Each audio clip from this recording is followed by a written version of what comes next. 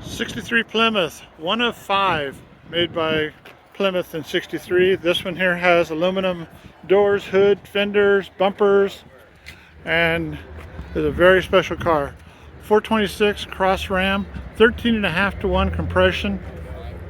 The car is restored to amazing specs. It's brand new, maybe even better. Joe Leppert bought this car from Reggie Jackson.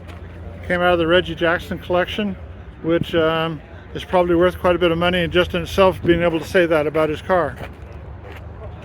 It ran 115 miles an hour and 12 fives. 1235. Which in '63 was picking them up and putting them down. Now, not so much. Has to buy special gas because of the 13.5-to-1 compression.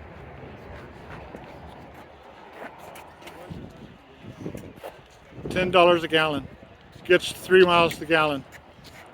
But wow, what a cool car.